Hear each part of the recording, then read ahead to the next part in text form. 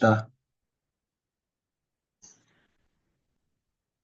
오늘은 율곡이의 경목요결이라고 하는 책을 첫 번째 시간으로 시작을 하는 거고, 오늘 신입생들도 있어서 수민에서 읽어준 프로그램을 처음으로 접하는 친구들도 있을 텐데, 그냥 오리엔테이션이다 생각하고, 아, 이 수업이 이렇게 진행되는구나, 라는 것을 그냥 알아가는 시간이라고 생각하면 되겠습니다.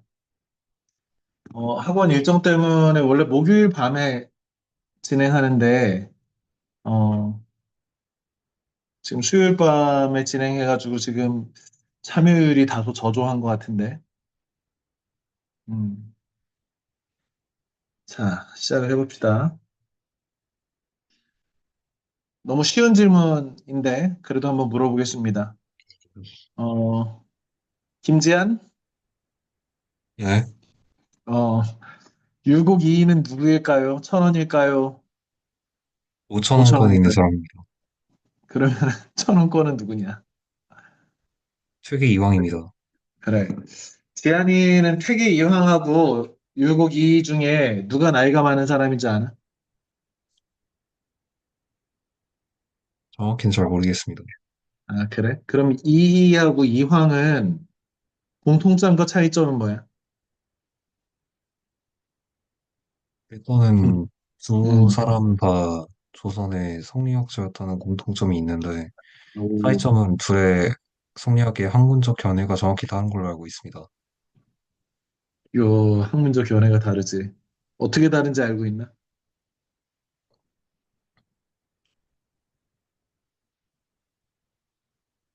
거기까지는 잘 모르나? 그래. 지한이가 잘 얘기했는데 둘 다 조선시대 성리학자야.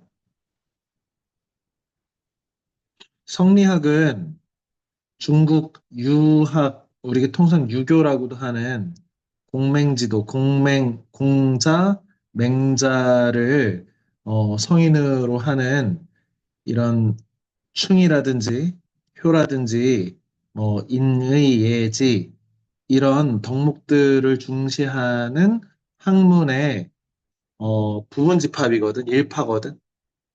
통상 성리학이라고 하면은 중국 송나라 당시에 어, 주희라고 하는 통상 우리 주희를 주자라고 하는데 주자가 집대성한 새로운 버전의 유학을 성리학이라고 하는데 이러한 그 성리학적인 이데올로기, 성리학적인 사상을 바탕으로 세운 나라가 바로 조선이란 나라지.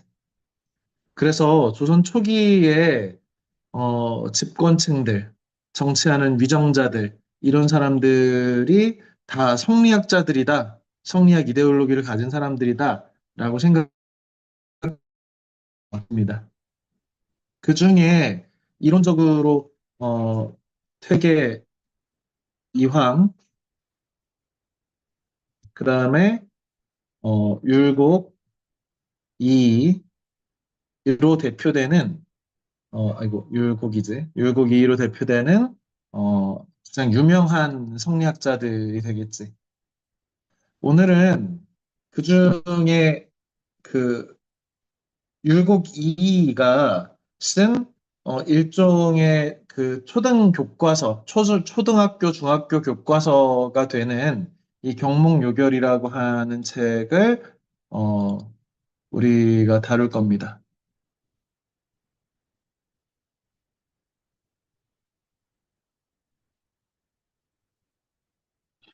자, 음, 어, 오늘 이 책의 그 저자인 이이에 대해서 조선의 문신 그리고 성리학자다. 관직은 2조 편서에까지 이뤘으니까 엄청 높은 거지. 판서는 6조의 우두머리인데 2조 판서라고 하면 지금의 재정경제부를 담당하는 장관이니까 엄청 높은 사람이고 당파로는 서인의 영수로 추대됐다. 뭐 서인이라고 하는 요즘에 무슨 뭐 국민의힘이니 뭐 이런 당의 대표로 추대된 사람이다. 뭐 문묘에 종사되고 종묘 배향을 동시에 이룬 육현 중에 하나래. 문묘라고 하는 것은 공자, 맹자의 법통을 이은 뭐 안회라든지 뭐 안자라고 부르는 증자라든지 이런 뭐 주자라든지 이렇게 성리하게 어, 큰 스승들을 제사 지내는 곳이 문묘고 그 다음에 우리 역대 왕의 그 위패를 모신 곳이 종묘인데 이 양쪽의 문묘와 종묘에 동시에 배향을 받는 제사를 받는 이 여섯 현자들 중에 한 명이다. 그 다음에 과거를 9번이나 봐서 9번 다 모두 장원급제에서 구도 장원공 9번이나 장원을 했다라고 하는 진짜 시험 잘 보는 사람이지.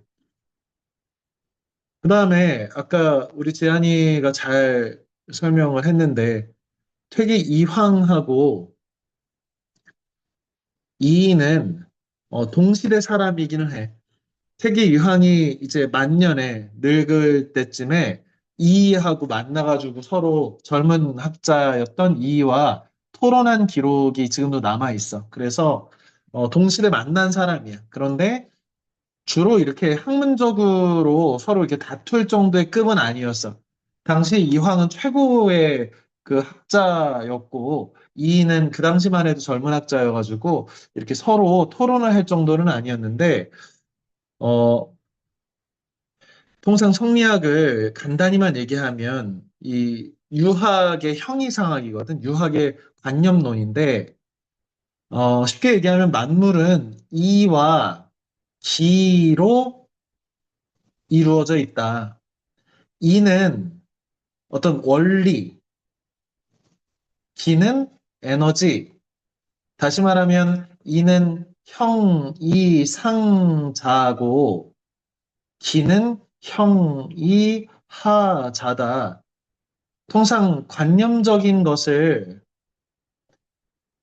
이라고 하고 물질적인 것을 기라고 한단 말이야.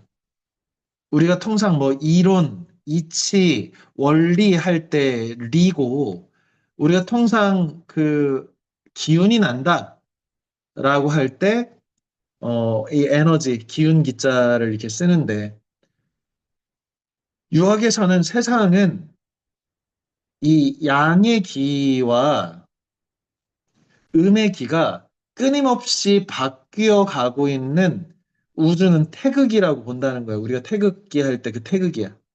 태극기의 그 소용돌이 그 빨간 색깔 그 붉은 그 뭐야 그 파란색이 중심에 이렇게 회전하는 모양이잖아.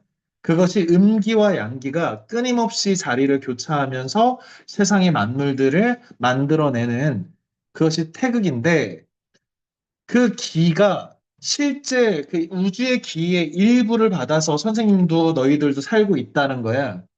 그래서 이 우주 만물이 기로 이루어졌는데 하지만 기만 가지고 내가 될 수는 없고 추상적인 형이 상자, 관념적인 것이 나답게 만들어서 이정도 선생님이 된 거지.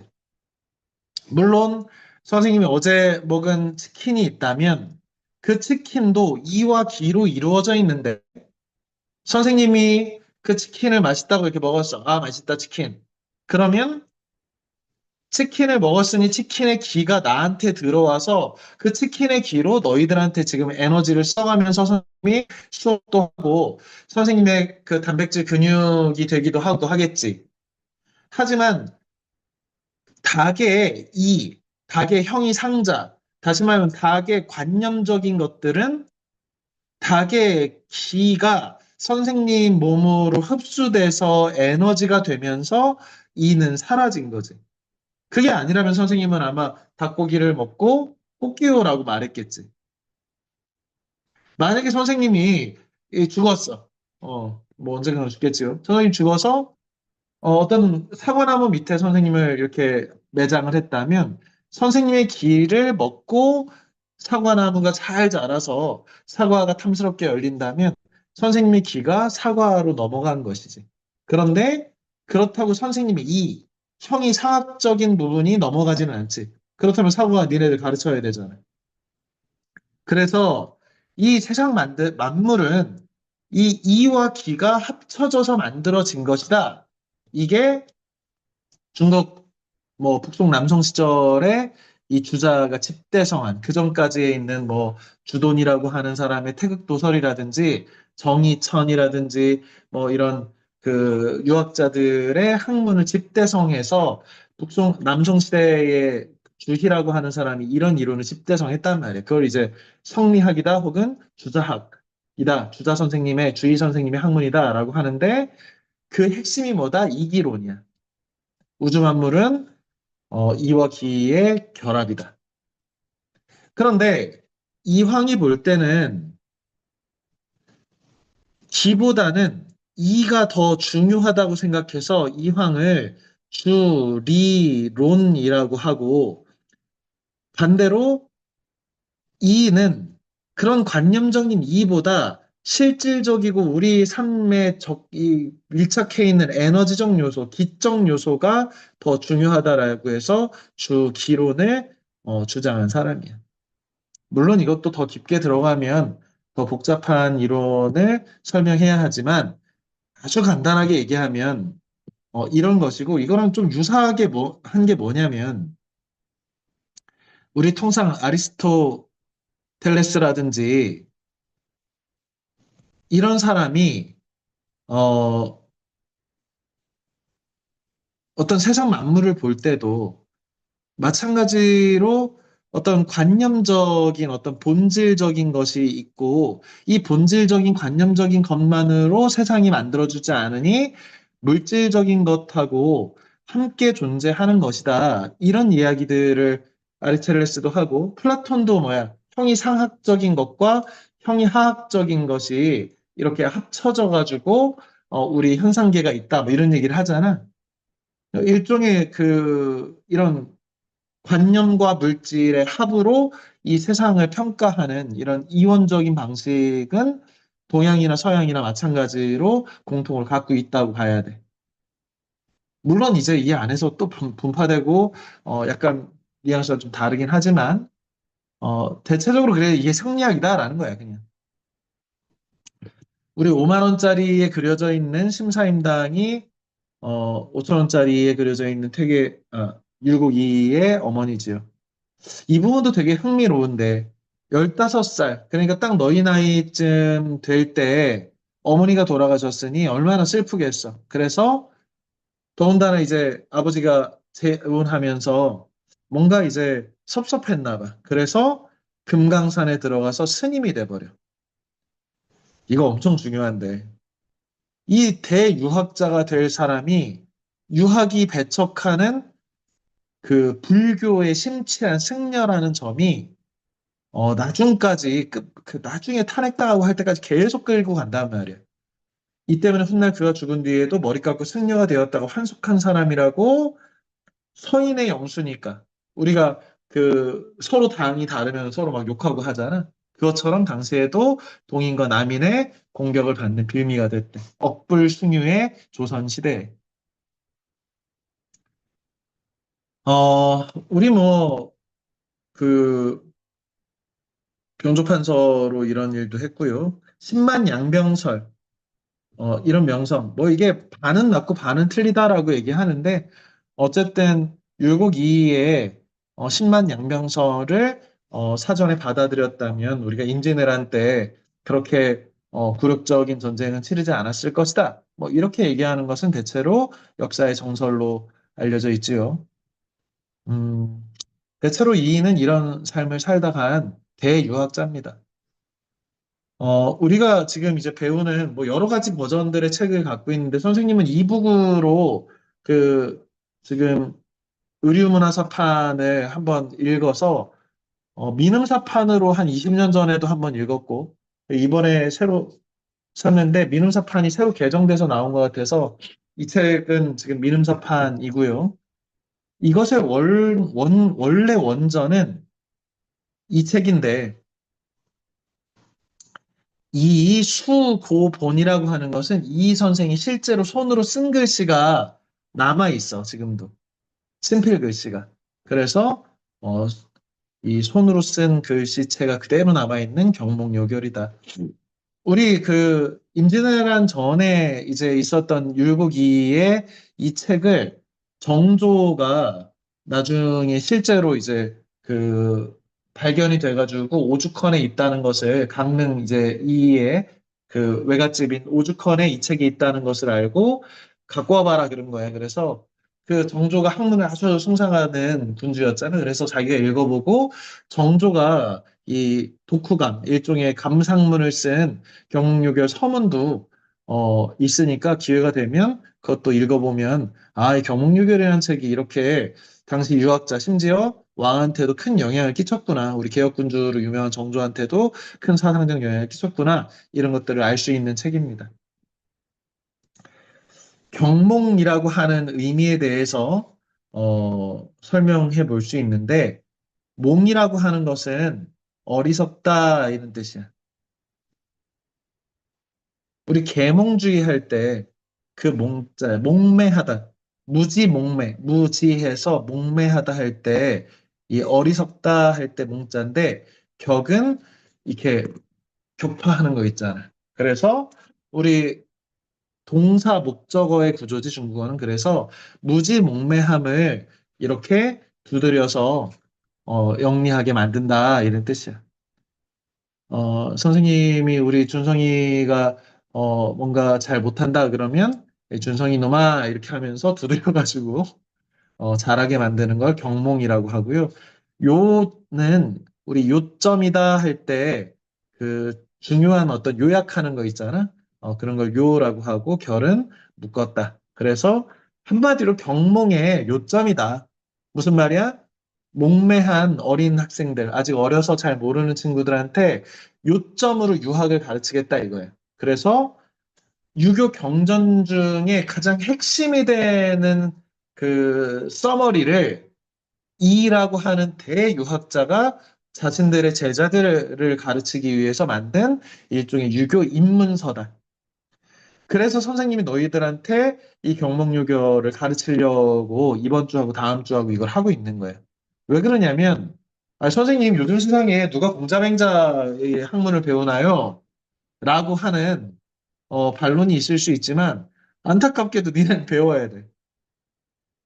지난 시간에 예고를 할 때도 선생님 얘기했지만 너희가 고전 소설, 고전 시가를 배울 때 적어도 50% 이상이 조선시대 유학자의 글이야. 그리고 그 50%가 다 이런 유교적 사상들, 유교적 이데올로기를 바탕으로 하고 있기 때문에 너희가 피할 수가 없어.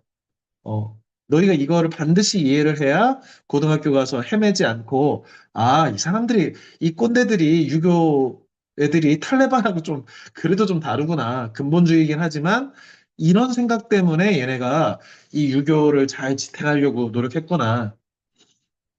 그 다음에, 우리만 이 유교를 하는 게 아니잖아.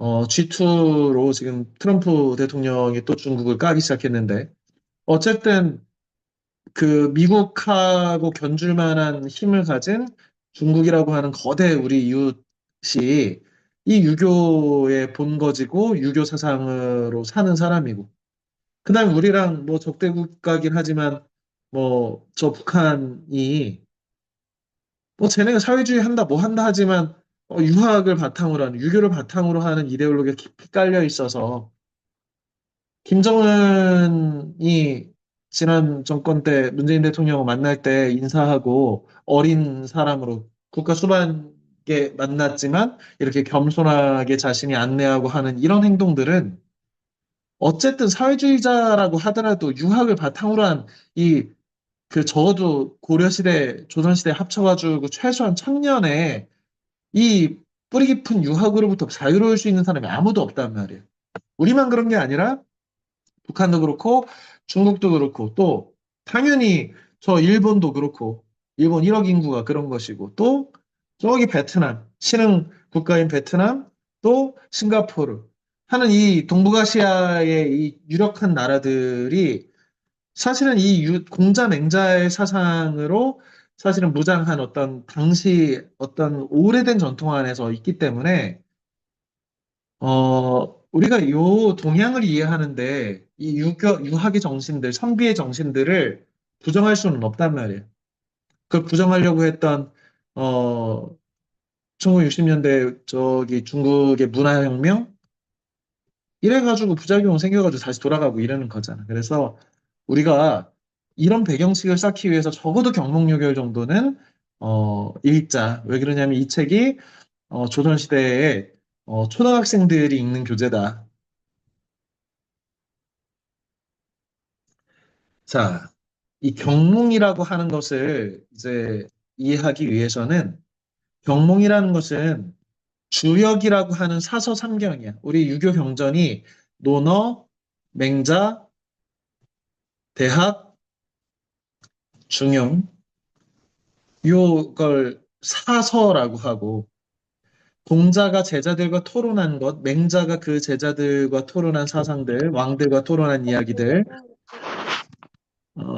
그 다음에 대학이라고 하는 공자의 수제자로 이제 이렇게 법통을 이어받은 증자가 지었다고 알려져 있는 이 유니버시티, 혹은 칼리지에 해당하는 대학 가면 이론 공부해야 돼. 오늘도 사실은 대학의 기본적인 것들은 조금 선생님이 소개를 할 생각입니다. 그 다음에 공자 가문에 공자의 아들이 백어라고 하는 사람인데 백어가 공자님보다 먼저 돌아가셔서 법통을 잇지 못하고 공자의 그 백어의 아들인 자사 혹은 자사 선생님이라고 해서 자사자인데 공자의 손자가 지었다는 중용. 우리가 내년 봄쯤에 되면 너희가 이 책 아마 지금 중학교 3학년 친구들은 이제 이 수면에서 읽어준 과정이 졸업을 하겠지만 이 남아있는 이 2학년, 1학년 학생들은 선생님하고 중용하고 대학을 같이 또 이런 수면에서 읽어줌에서 진행을 할 생각으로 넣어놨습니다. 그래서 지금 하고 있는 이 대학과 이 경목요결을 잘 공부를 하면 그래도 대학 중용이라고 하는 한 단계 더 높은 수준에 이건 한 뭐 중고등학교 교과서 정도 되거든. 그래서 대학과 중용을 공부하는 데 도움이 될 거고요. 그 다음에 삼경이라고 하는 이 유교경전이 사서와 삼경인데 시경 일종의 민요집이고 서경이라고 하는 역사서 그 다음에 역경이라고도 하는데 주나라의 역법서 그래서 점치는 책, 점을 보는 책이야. 자, 그래서 그 주역이라고 하는 점치는 책에 이 산수 몽괴가 있어. 64괴 중에 하나야. 자, 지금 뭐 선생님이 간단하게만 이걸 소개를 하면 위쪽 이렇게 그 길게 돼 있는 우리 이거 어디서 봤냐면 이렇게 태극기에 이렇게 있잖아. 그래서 이거는 이렇게 길게 있는 것은 양에 해당하고 이렇게 짧게 나뉘어져 있는 것은 음에 해당하는데 그래서 양은 통상 3이라고 하고 3이 3개가 있는 것은 건괴야. 그래서 하늘이다 이렇게 하는 거고 이렇게 음은 두 쪽이 있으니까 이라고 하고 그래서 이 하면 6이다라고 해서 6은 곤괴, 땅을 의미해. 그래서 예를 들어서 뭐 이런 뭐 위에 곤깨가 있고 아니 그 건깨가 있고 천이지 밑에 곤깨가 이렇게 있는 천지 하면 리꾀라고 해서 분리된다 이건 안 좋은 꾀고 뭐 이런 식으로 해서 점을 치는 거예요. 그런데 지금 이러한 모양의 밑에 음이 두 개가 있고 위에 양이 하나가 있는 이러한 괴를 우리는 산이라고 해. 그래서 간괴다라고 하는데 밑에 요거는 우리 본 적 있을 텐데 우리 태극기에도 있는 괴지 감괴다라고 해서 물에 해당하는. 그래서 위에는 산이 있고 밑에는 물이 있는 이 괴를 뭐라고 하냐면 몽괴다라고 한단 말이에요. 뭐다? 어리석다. 이런. 그런데 그 몽개의 상구에 있는 효사라고 하는데 이런 게 하나씩 다 효라고 하는데 각각의 공자님이 시로 어떤 그 이런 상징성들을 다뤄놨는데 이 상구 제일 위에 있는 요괴의 효사가 목매하여 따르지 않는 자를 깨우치거나 징벌한다. 다시 말하면 뭐야? 경몽한다. 라고 했다는 거예요. 아까 선생님이 얘기했지만 여기가 뭐야? 경몽괴야. 그래서 목매한 것이 너무 어리석어서 도대체 말을 안 들으면 어떻게 한다고? 좀 혼내서라도 가르친다. 요즘의 교육관과 일치하는지 어떤지 모르겠지만 과거 사람들도 너무 말을 안 듣는 하지만 교육을 시켜야 되는 친구들한테는 좀 호되게라도 가르쳐서 끌고 가야겠다. 뭐 요즘 뭐 이렇게 체벌이나 이런 것들을 의미한다고 보지는 않고요. 이렇게 혼내서라도 가르친다. 자, 그래서 이 초학, 처음 공부하는 학생들한테 율곡이 이 책을 썼습니다. 소학의 첫걸음이다. 이 대학이라고 하는 책이 있는데, 우리 소학이라는 책도 있습니다. 그래서 소학을 배우기 전에 경몽요교를 배우고 들어가는 일종의, 기초책이다. 자, 선생님이 오늘 이제 기본적인 유학의 가르침이 무엇인지에 대해 소개를 할 건데 너희한테는 좀 고리타분하고 어려울 수는 있지만 교양이다라고 생각하고 좀 익혀둘 필요가 있습니다. 유학은 이 통상 수, 기, 치, 인의 학문이다라고 하는데 수라고 하는 것은 수양하다, 닦다 이런 뜻이고 기라고 하는 것은 자기를 뜻해. 그럼 뭐야? 자기를 수양한다 이런 뜻이지. 자, 자기를 수양한 사람은 뭘 해야 되냐면 치인을 해야 돼. 치는 다스리다, 정치하다 이런 뜻이지. 뭐야? 인은 타인을 가리킵니다. 수기치는 무슨 뜻이야?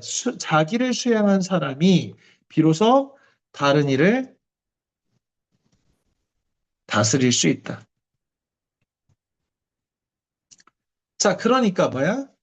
유학은 내가 훌륭한 도덕을 갖추고 훌륭한 실천을 할 수 있어서 갖추어진 사람이 비로소 남들의 리더가 될 수 있다.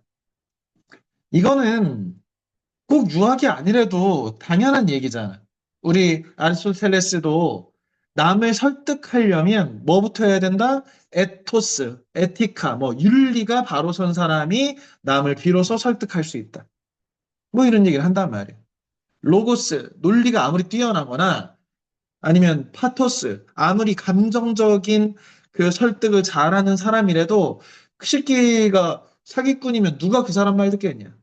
그래서 근본은 뭐다? 에티카, 에틱스, 윤리다. 남을 설득하려면 윤리적인 인간이 돼야 된다. 이게 바로 뭐야? 동양으로 치자면 수기한 사람.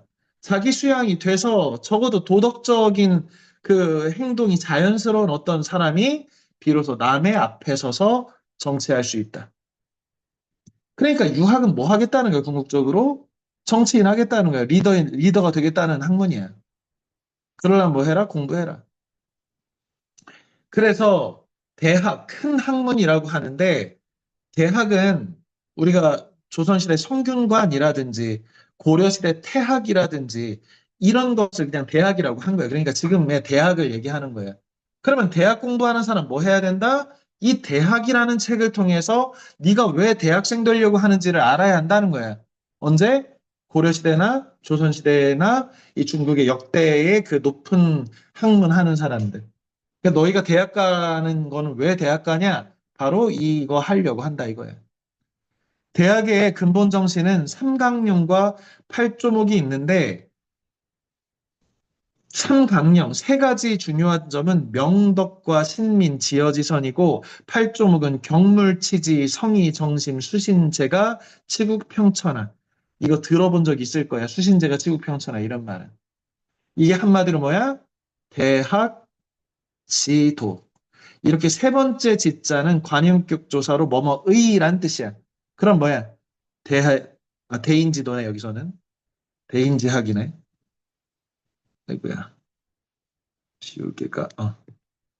대인지학인데, 선생님이 대학 지도를 가르치려고 하다 보니까 눈이 뭐가 씌었네요. 대학의 도리, 대학 지도인데, 이게 뭐야? 대인지학이야. 대인은 맹자의 개념인데 대장부라고도 하고, 공자는 군자라고 하고, 군자는 이기적인 개인만을 생각하고 사는 소인배가 아니라 뭘 지향하는 인간이냐면 성인, 귀자에 입구자를 쓰는 이 성인, 공자, 맹자, 주자와 같은 위대한 성인의 반열에 들어가기 위해서 애쓰는 사람을 성인이라고 하는데 이 성인이 되고자 마음먹은 사람을 뭐라고 한다? 군자, 대인이라고 하고 지금의 영어로 번역하자면 리더에 해당하는 거죠. 그래서 논어에 보면 대인, 군자는 바람이고 소인은 풀이다. 그래서 소인배들은 바람이 불어서 군자들이 바람 부는 대로 된다. 뭔 얘기야? 어떤 조직이든 훌륭한 리더가 자기 수양을 바탕으로 지혜로운 사람이 되고 그 지혜로운 사람이 바람 부는 대로 나머지 소인들은 따라오는 것이다. 팔로우 하는 거다. 그런데 맹자의 일컬기를 이 대장부는 뭐냐? 천하의 넓은 곳에 서서 천하의 바른 자리에 위치하고 자신들이 자신의 뜻을 알아주면 그 사람과 더불어서 도리를 행하고 남들이 이 사람의 진심을 몰라주면 혼자라도 자신의 옳다고 생각하는 길을 걸어간다. 부귀가 그 사람을 음탕하게 만들지 못하고 위협이나 공포가 그 사람을 변절시키지 못하게 하면 그 사람을 비로소 군자라 할 만하다. 대장부라 할 만하다. 그 대인 대장부가 되기 위해서 가르치는 학문이 뭐다? 이 대학이다. 그 대학에는 이 세 가지 강령이 있는데 뭐야? 명덕이야. 명덕. 대학 지도는 제 명덕하고라고 시작하는데요. 명덕은 뭐냐면 맹자의 성선설 있잖아. 인간에게는 천성적으로, 천부적으로 인의예지라고 하는 사덕을 실천할 수 있는 측은지심, 수호지심, 사양지심, 십이지심이라고 하는 선한 본성이 내재해 있다. 이것이 천리다. 성리학이라고 하는 것이 인간의 본성이라고 하는 이 천성이, 하늘이 준 천성이 바로 천리다. 하늘이 준 이치다. 그래서 한마디로 성, 즉, 리다. 성 이코르 리다. 이게 좀 어려울 수 있는데, 하늘의 원리가, 형이사각적 원리가 선하고 그 선한 것이 바로 우리의 본성이다. 이게 맹자의 사상이 성선설이잖아. 그 성선한 마음, 인의의지를 갖추고 있는 이 사덕의 마음, 측은히 여기고 잘못된 것을 미워하고 부끄러워하고 내가 아무리 급해도 사양하고 얘가 아니면 양보하고 지혜, 십이지심, 옳고 그름을 판정할 수 있는 이 인의의지의 덕성을 뭐래? 명덕, 밝은 덕성이다라고 하는 밝은 도덕인데 그것을 어떻게 한다? 더욱 밝히는 것이 대학의 첫걸음이다. 뭐야? 너희들 모두가 그리고 선생님 포함해서 우리 모든 인간은 선한 본성은 선한 천리를 타고 태어나기 때문에 누구라도 성인 될 수 있다 이거예요. 이게 아주 놀라운 그 일종의 선언인데 공자가 바로 이걸 선언한 거거든. 누구든지 성인 될 수 있다. 공자, 맹자, 요임금, 순임금이 누구냐? 요임금, 수임금, 공자, 맹자 같은 마음을 갈고 닦으면 바로 너도 성인 될 수 있다. 이게 바로 공자, 맹자의 유학의 위대함이지. 신분이 어떻든 그 사람이 지금 어떤 사람이든지 상관없다. 너희가 바로 니네 마음 안에 이미지의 선한 본성이 있으니 그것을 회복하기만 하면 된다는 거야. 누구나 다 성인 될 수 있다. 위대한 인간 될 수 있다. 그게 뭐야? 밝은 덕성을 밝히는 거지. 밝게 만드는 거야. 왜? 우리의 인욕, 욕심 때문에 이 본성들이 자꾸 더럽혀져 있는데 그것을 밝게 만드는 것이 바로 대학 지도의 첫 번째 걸음이다. 두 번째, 백성을 새롭게 한다 혹은 이게 원전은 신자가 아니라 친자인데 친민. 백성을 친하게 지낸다. 이렇게 선생님은 이 친민으로 해석하는 이 정약용 선생의 해석이나 아니면 이 명나라 때 왕수인의 해석이 더 마음에 와닿는데 왜 그러냐면 나의 본성을 선하게 만든 다음에 명덕한 다음에 그 다음 걸음은 뭐야? 다른 사람과 친하게 지내는 거지. 내 개인의 도덕성을 만드는 것이 첫걸음이라면 이 선한 본성을 회복한 마음으로 내 주변 사람들, 특히 부모님, 형제들처럼 가까운 사람들 먼저, 그 다음에 한 걸음 더 나아가서 친구들, 내 같이 공부하는 친구들, 더 나아가서 사회의 사람들과 직장 동료와 또 많은 이 공동체의 동료, 시민들, 이런 사람들과 함께 친하게 지내는 것. 이게 친민이거든. 그런데 주자, 이 성리학을 집대성한 주희가 볼 때는 이 친자가 사실은 이 신자랑 돈자거든, 새신자. 새롭게 하다.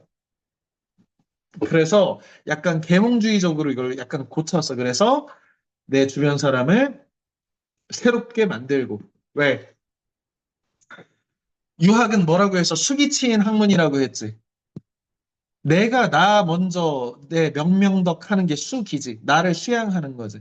그 다음에 어떻게 된다? 치인한다. 다른 사람들한테 이 선한 본성을 퍼뜨리는 게 유학의 근본적 지향점이에요. 그래서 그렇기 때문에 이 친자는 신자로 고쳤단 말이에요, 주자가.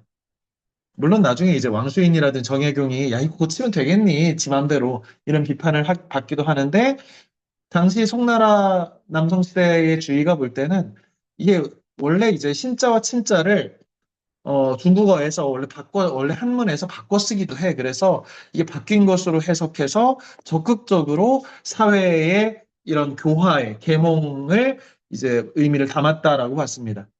그러면 어떻게 해야 돼? 드디어 위대한 사회를 창조하는 지어지선, 지극한 선한 세계를 만드는 것. 그러면 이 명덕하고 신민 혹은 친민하고 지어지선하는 이 세 가지 도리를 어떻게 하면 우리가 만들어낼 수 있냐? 이 이상적인 것을 어떻게 할 수 있냐? 그것이 바로 경물치지 성의정심 수신제가 치구평천하다. 먼저 경물은 뭐냐면 물은 물건 물자잖아. 그래서 대상, 요즘 뭐 오브젝트에 해당하겠지. 모든 대상들을 격한다라는 거야. 격은 다가간다는 뜻이다. 뭐야? 탐구하다 이런 뜻이야. 그러니까 내가 위대한 인간 되는 길, 대학 지도를 펼치려면, 리더가 되려면 뭐 해야 된다고? 내 본성을 선하게 만들고 주변 사람들을 교화시켜서 함께 새롭고 그것이 우리가 함께 위대한 사회를 만들어가는 지어지선에 대동사회를 만들어야 되는데 그 첫 번째 길이 뭐야? 세상에 탐구하는 거야. 뭐 하라는 거야? 니네들처럼 공부하라는 거야. 왜? 야, 뭔가 알아야 면장도 하지. 도대체 알아야 뭘 할 거 아니야.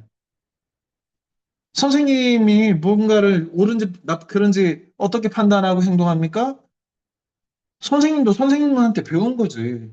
수많은 책들 속에 선생님들한테 배우고 또 계속해서 그것들을 체화하고 이렇게 해서 너희들한테 가르칠 수 있는 거잖아.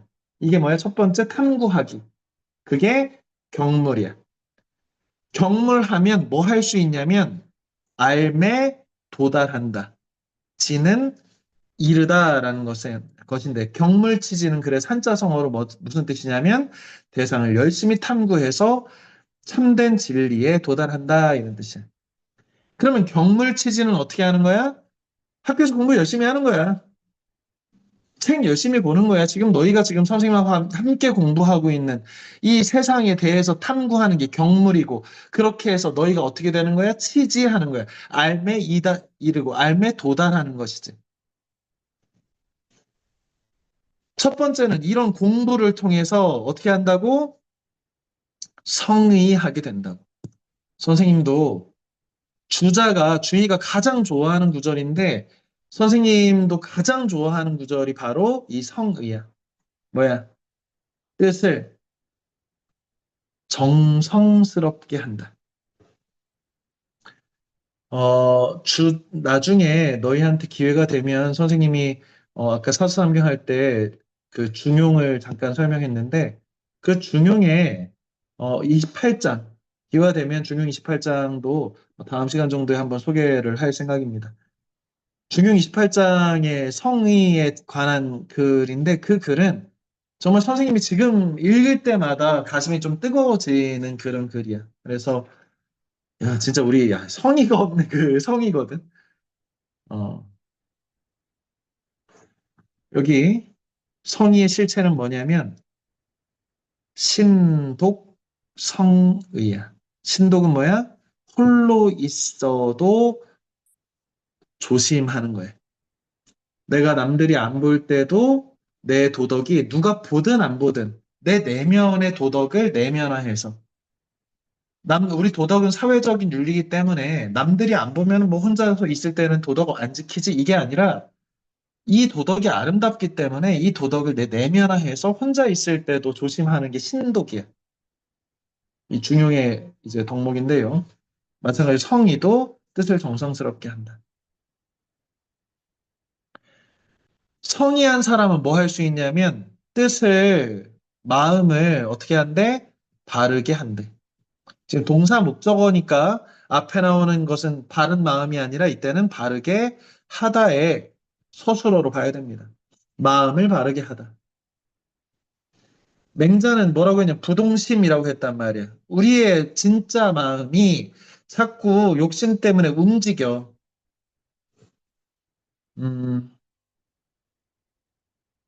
선생님이 선생님 아들 이름을 어, 이수라고 지었어. 어, 이수라는 이름은 다산 정약용 선생의 그리고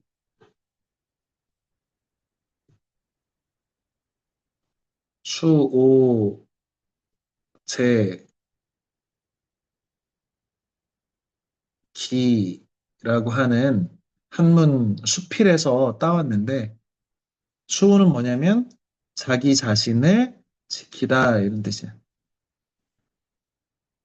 맹자에 보면 세상 만물은 지킬 만한 것이 없다는 거야. 왜? 세상의 모든 것은 흔해 있어서 다 없앨 수가 없어. 그래서 안 지켜도 되는데 오직 뭘 지켜라? 마음을 지켜라. 오직 자기를 지켜라. 그 자기는 뭐야? 천리. 하늘이 준 선한 본성, 인의예지, 측은지심, 수호지심, 사양지심, 십이지심을 지켜라 이거고. 맹자는 40세가 됐더니 뭐래? 부록이래. 혹하지 않게 됐대. 우리가 유혹이라고 할 때 그 혹이야. 마음이 혹하잖아. 아름다운 아가씨 보면 마음이 혹하지. 물질적인 엄청 그 귀한 뭐 마사레티 한 대 같이 이렇게 지나가면 선생님 이번 주에 어디 멋있는 마사레티가 서 있는데 마음이 혹하더라고. 와, 멋있다. 이렇게. 나도 돈 열심히 벌어가지고 마세라티 사야지. 이런 거 이제 혹하는 마음이지. 이 혹하지 않는 것이 뭐야? 정신이래. 자, 그러면 경물치지하고, 경물치지 뭐야? 공부 열심히 해서 똑똑해지고 세상 이치를 알게 되고 성의 뜻을 정성스럽게 하고 마음을 바르게 한 사람이 바로 뭐야?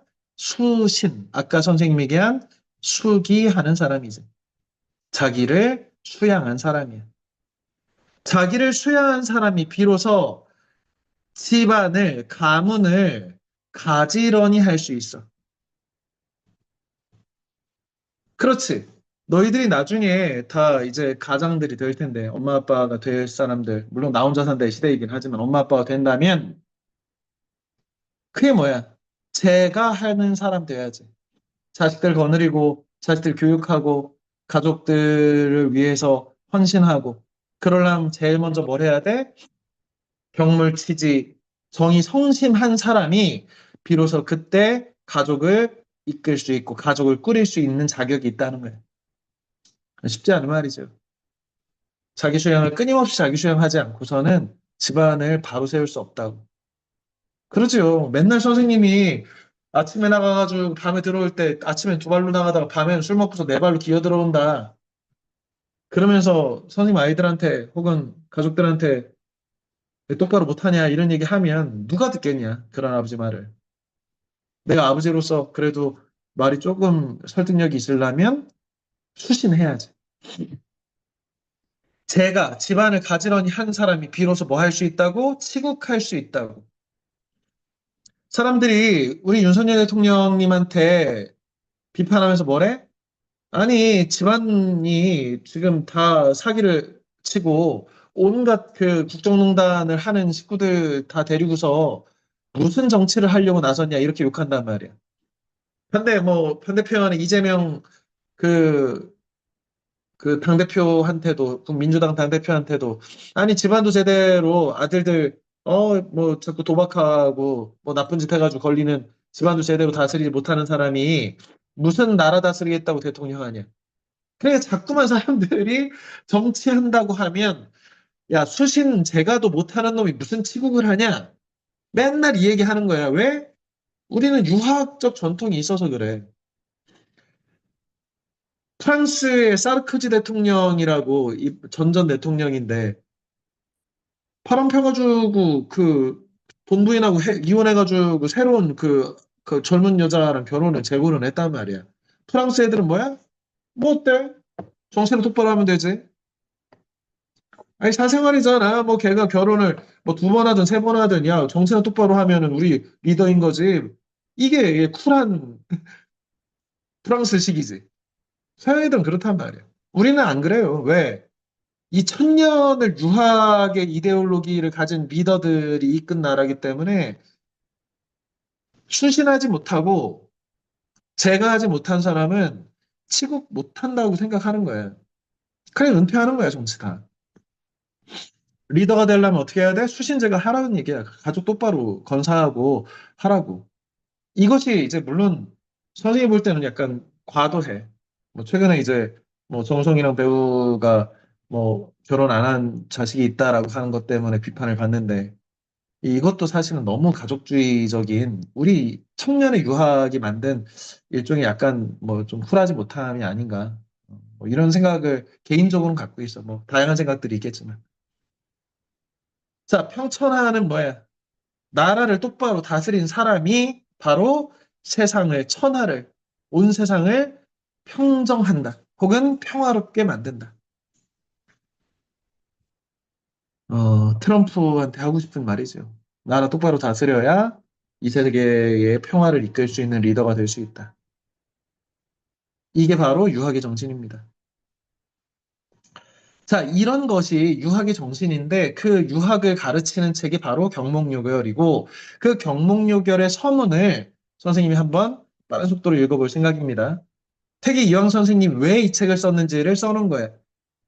사람이 이 세상에 살아가는데 학문이 아니고는 사람이 될 수 없다. 비학문이면 무, 이, 위, 인. 이때 이는 뭐겠어? 사람다운 사람 될 수 없다 이거지. 아니, 그냥 호모사피엔스는 태어나면서 되지요. 그런데 인간다운 인간 되기 힘들지, 그지? 인간다운 인간 되려면 어떻게 해야 되는데? 학문해야 된다는 거야. 이게 바로 아까 경물, 치지, 성의, 정심한 사람이, 다시 말하면 수신한 사람이 되는 것이야. 이게 바로 한 사람의 인간다운 사람 되려면 공부해야 된다. 경물 치지한 사람이 바로 뜻을 정성스럽고 마음을 바르게 하는 부동심을 가질 수 있다. 공부 안 하면 사람다운 사람 될 수 없다 이거야.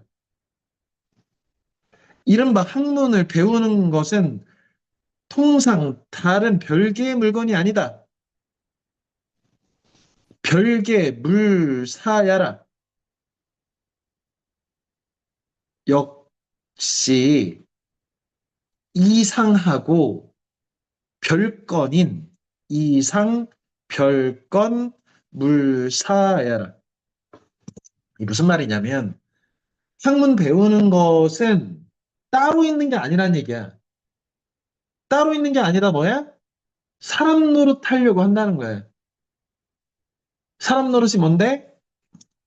나오죠. 아비된 자가 반드시 아들을 사랑하는 거고, 자식된 자는 부모에게 효도하는 거고, 신하된 자는 임금한테 충성하고, 부부간에는 마땅히 분별이 있어야 되고, 형제간에 우애하고, 젊은 사람은 어른 공경하고, 친구 사이는 믿음 있고, 이게 뭐야? 삼강과 오륜이지. 그지? 어서 많이 듣는 얘기지요. 부자 일친하고, 군신 유의하고, 부부는 유별하고, 부모는 유신하고, 뭐, 자녀는 유서하고, 이런 것들이야. 이 모든 일을 행하는 행동에서 일마다 각기 그 당연한 것을 얻어서 따라할 뿐이로다. 뭐야? 학문이 딴 데 있는 게 아니고 사람 되려고 하는 건데 그 사람 되는 게 뭐라고? 군군, 신신, 부부, 자자, 논어에 나온 표현인데 아비는 아비답고 자식은 자식답고 신하는 신하답고 임금은 임금다운 놈 된다고. 그게 사람이라고. 마음이 현묘한 곳으로 달려 모름지기 기이한 효과를 나타나기를 말아야 할 것이다. 그러니까 무슨 대단한 효과 얻으려고 공부하려고 하는 의도 자체를 버리라고. 근본적으로 그냥 사람다운 사람 된다는 거야. 우리랑은 좀 다르지요. 우리는 어떻게 하려고 해? 세상에 돈 많이 벌어서 남들 앞에서 떵떵거리고 많은 것을 누리고 이러려고 공부하잖아. 출세하고. 선생님도 사실 좀 그런 편이야. 세속욕망으로부터 벗어나기 힘들어. 그런데 태계 유황 선생이 경목유교를 볼 때마다 그래도 한 번은 다시 생각하는 거죠. 그래, 내가 열심히 공부하고 학생들 공부 가르치는 게 니네 출세해가지고 돈 많이 벌어서 편하게 살으라는 것도 현대사회에서 부정할 수는 없지만, 나 역시도 완전히 벗어날 수는 없지만, 내 자식한테도 그것을 도외시하라고 할 수는 없지만, 그래도, 음, 근본은 이게 아니지라는 생각은 갖고 살자. 다만 학문을 하지 않는 사람은 마음이 막히고 식견이 어둡기 마련이다. 그런 거로 반드시 글을 읽고 이치를 궁리해야 이게 뭐야? 경물하는 거지. 자신이 마땅히 해야 할 길을 밝힌 후에야 조회가 정당해지고 어떤 부분에 조회가 깊다 할 때 조회입니다. 행동도 올바르게 실천할 수 있다. 지금 사람들은 이 지금 사람들이 이 지금부터 몇 년 전이야. 적어도 뭐 600년, 700년 전 사람이지. 임진왜란 전 사람이니까.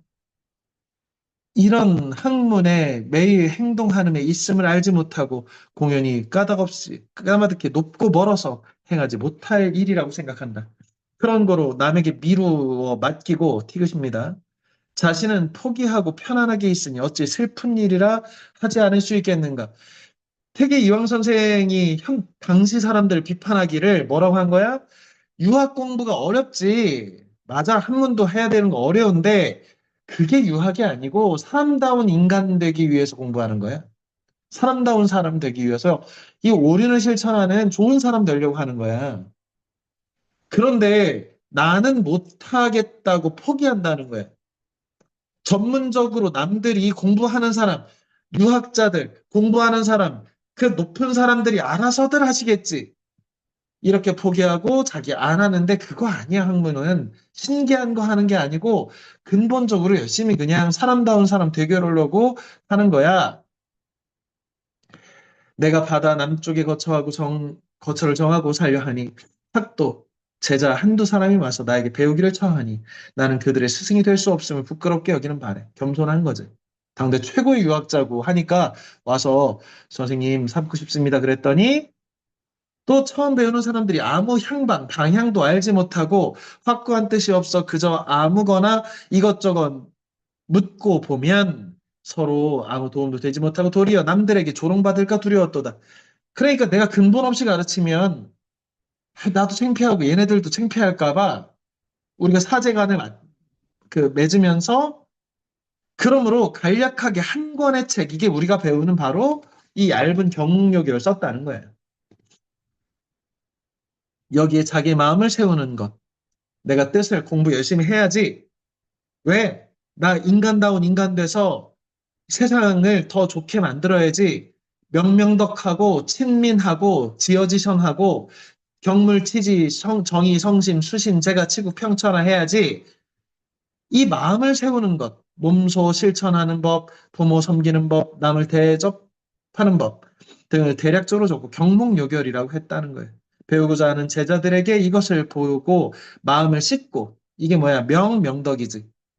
왜? 마음만 씻어내면, 욕심만 씻어내면 어때? 우리 안에는 맹자가 얘기한 사덕, 인의, 예, 지가 있고 그것의 근본인 뭐 측은지심, 수호지심, 사형지심, 십이지심이 있으니까 이것만 닦아내면 된다. 뜻을 세워 마땅히 날로 공부하도록 나 또한 오랫동안 근심하던 평을 스스로 경계하고 반성하고자 한다. 이렇게 덕수 이씨 이이가 썼다. 그래서 이런 얘기들을 담고 있습니다. 자, 그래서 이 책은 이런 책이다. 율곡이인은 어떤 사람이고 성리학은 무엇이고 유교는 무엇이다 라고 하는 아주 엑기스로 선생님이 빠른 속도로 뭐 래퍼처럼 1시간 동안 설명했는데 이게 근본이야 진짜. 그리고 이 경목요결은 야 이렇게 가볍지 않냐. 이거 더군다나 한문 원문이 반절이야. 그래서 아주 가벼운 책이고 쉬운 서머리 책이니까 적어도 이 뭐 도서관에도 많고 뭐 책도 비싸지도 않아. 한 권 사. 그래서 다음 시간까지 이 책을 그래도 한번 읽어서 오면 선생님이 이 책을 뭐 아까 중용 28장도 좀 설명하고 그래서 조선시대 혹은 고려시대 유학자들이 어떤 사상적 생각을 바탕으로 이 세계를 이끌어 가려고 했는지 어떤 사람이 현대적으로도 유교적 리더인지 우리가 고리타분한 공자맹자의 철진한 사상이 아니라 현재적으로도 우리가 적용할 수 있는 리더십은 무엇인지 이런 것에 대해서 이야기를 나누는 다음 시간이 되겠습니다. 누차강조하지만 이번 주만 예외적으로 한번 수요일에 진행한 거고 다음 주부터는 목요일 날 10시 30분에 정확하게 진행을 하겠습니다. 그 다음에 참고로 이 책이 너무 가볍고 얇은 책이어서 읽기 너무 쉬운데 상대적으로 로봇의 지혜는 좀 두꺼운 책이야. 그러니까 AI와 로봇 전문가야, 이분. 그래서 너희한테 되게 흥미롭고 새로운 시대에 또 너희 리더가 될 거고 면접도 봐야 되잖아. 니네 알다시피 면접에 아주 높은 확률로 AI가 어쩌고 저쩌고 라면이 많이 나와. 최근 기출문제들 여러 외고들 다 자사고들 다 AI 시대에 어쩌고 저쩌고 대학 면접도 마찬가지야. AI 시대에 어쩌고 저쩌고야. 이 책은 반드시 면접 보는 데 도움이 될 거라고 생각합니다. 그래서 이 책을 사전에 좀 구해서 어차피 뭐 너희 뭐 한 달 뒤에 면접 시험 다 보고 나면 또 시간도 많잖아. 그러니까 로봇의 지배 정도는 한 권 사서 좀 읽을 수 있도록 이렇게 미리 장만을 해서 앞쪽을 좀 읽고 있으면 뭐 부담스럽지 않게 좀 읽지 않을까라는 생각을 합니다. 자, 오늘 수업 듣느라 고생했고요. 굿나잇입니다. 안녕, 고생했습니다. 감사합니다. 마칩시다. 고생했어. 그래. 안녕히 계세요. 안녕, 그래.